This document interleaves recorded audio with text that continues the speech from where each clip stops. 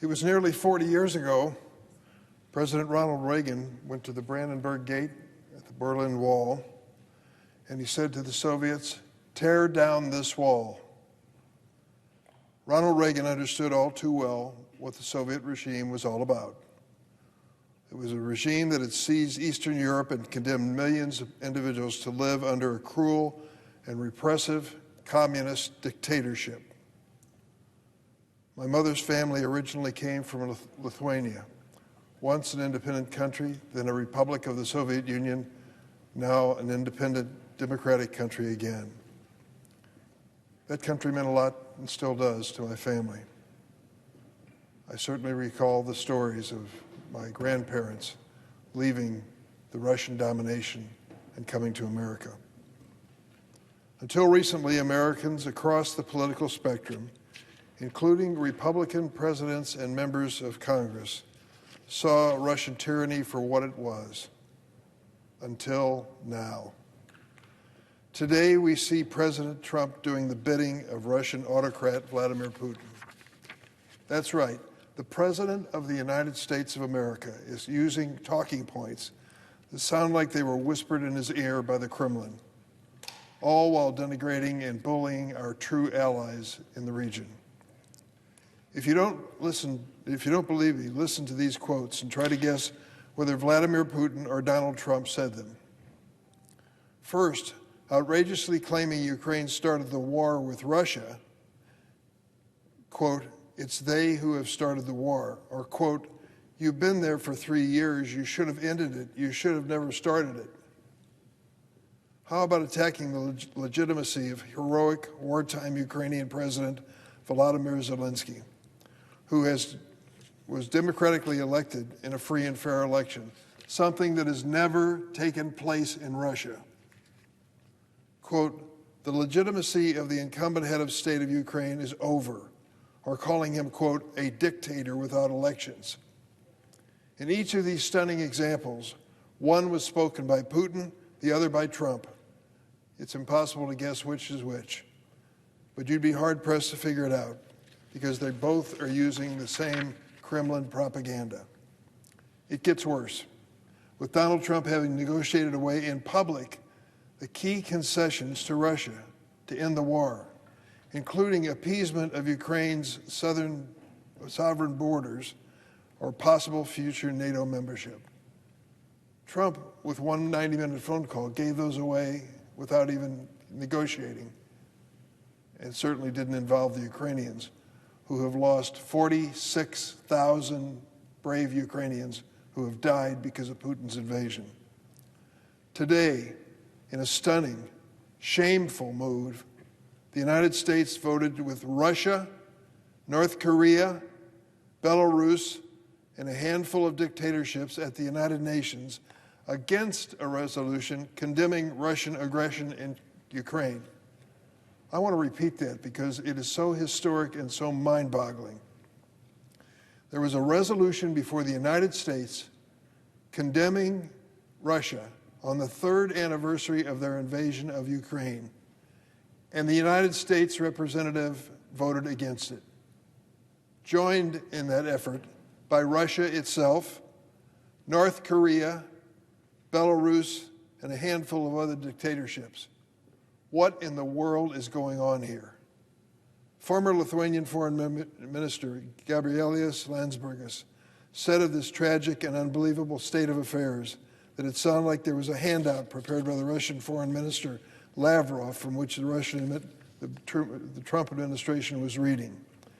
He warned if Trump continues to back Russia, quote, "Threats to European security will grow immensely. Putin will get braver, meaning there will be more war, more invasion, more death in Moldova, the Baltics, Georgia, maybe even Poland." President Trump's affinity for autocrats like Putin and selling out to or bullying our allies isn't going to make America stronger or our world safer. Nor will his petulant and bumbling weekend gutting of our top military officers. A troubling act that raises serious questions about politicizing our proud professional fighting force in America. Let me be clear. We cannot let President Trump rewrite history or upend proven alliances with decades of bipartisan support. Because of the NATO alliance, we have avoided the Third World War for more than 75 years. That's a fact. Ultimately, only the Ukrainian people can decide Ukraine's future. For the United States to be party to any other scheme or conspiracy is just unacceptable. Doing the bidding of foreign dictators and playing politics with our own military only undermines America's ability to be safe.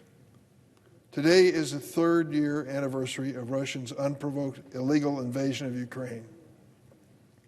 I'm glad to join Senators Shaheen, Tillis, Wicker, and others leading a simple resolution that expresses continued solidarity with the people of Ukraine and condolences for the loss of thousands of lives to Russian aggression. I would think that every senator, both political parties, would sign on. But fortunately, we do have a few, and it is bipartisan. The resolution goes on to reject Russia's attempts to militarily seize sovereign Ukraine territory. It reaffirms U.S. support for sovereignty and territorial integrity of Ukraine. That used to be so obvious and so easy, no one would enter a resolution into the record. But because of the new statements by President Trump and Vice President Vance, it's necessary to state unequivocally that Ukraine must be at the table for negotiations over its future. Think of that, Madam President. 46,000 people in Ukraine died to stop Putin's advance and invasion of Ukraine. 46,000. And there was a suggestion that the negotiations for peace in that country would take place without Ukraine seated at the table.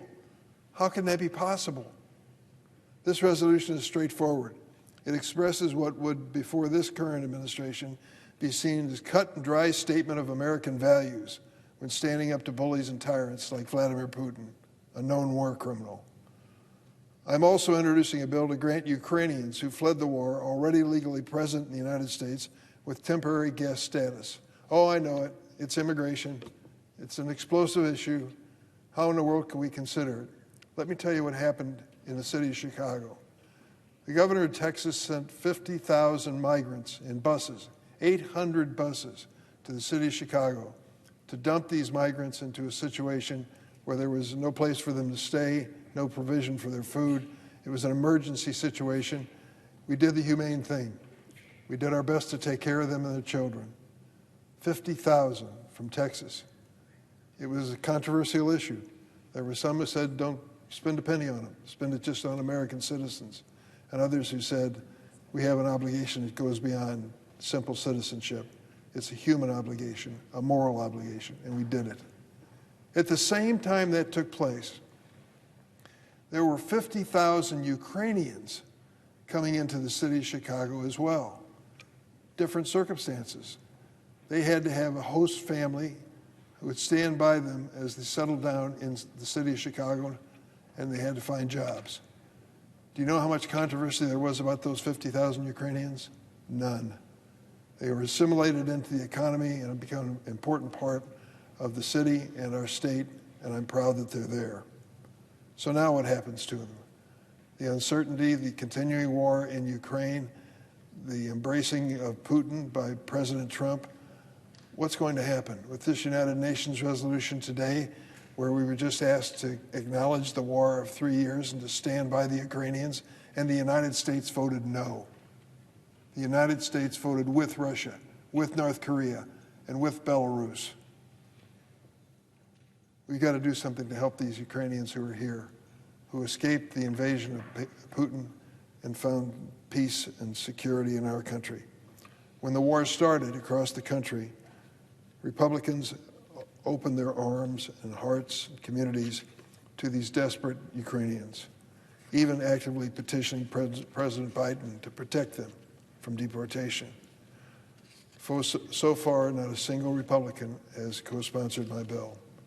It's a new day in Washington. But I urge them to join this simple act of American compassion. Standing up to dictators and speaking out for victims of war should never be a partisan issue. I want to end with another photo.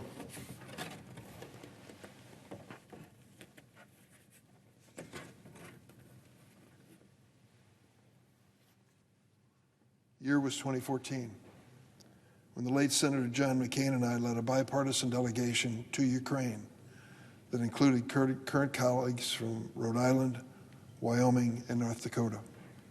At the time, Russia had begun its attempts to seize Crimea and capture additional territory in the eastern part of Ukraine. Ukrainians had just bravely stood up for their own democracy, many paying with their lives in Maidan Square, an aspiration for freedom and democracy that frightened Putin and confirmed my belief in the strength of the human spirit. You see here in this photo, we're laying flowers on the makeshift shrines to those Ukrainians who were killed in the earliest days of their heroic effort to save their nation. We should show no less courage here today, on a bipartisan basis, in making sure Ukraine's sovereignty and future are secure and not giving in appeasement to Putin, a move that it could cost us dearly in the future. Madam President, it's personal to me. I mentioned to you earlier that my mother was born in the Baltic nation of Lithuania. It has been my good fortune to visit it during Soviet times and see the terrible impact of communism on the freedom of those people, and to be standing by their side when they fought to have the day when they could have their own democracy and their own elections. They survived, they prospered, they are great nations, Lithuania, Latvia, Estonia, and I know that their future is at stake by this decision by President Trump. You cannot embrace Vladimir Putin and ignore the obvious. He's a thug. He's sent his invading troops in and killed 46,000 Ukrainians. Oh, they say he's lost 800,000 of his own. Well, I'm sorry that happened, in a way, but he asked for it. He invaded Ukraine, and don't make any mistake, it didn't happen the other way around. The Ukrainians didn't invade themselves. What kind of nonsense was that being spoken by the president? We have to stand by the people in Ukraine and for the people in the Baltics, Moldova, other states like Poland that are vulnerable to attack by Vladimir Putin. This is not a political charade. It's not a political game. It's the reality, the life and death reality of this dangerous world that we live in.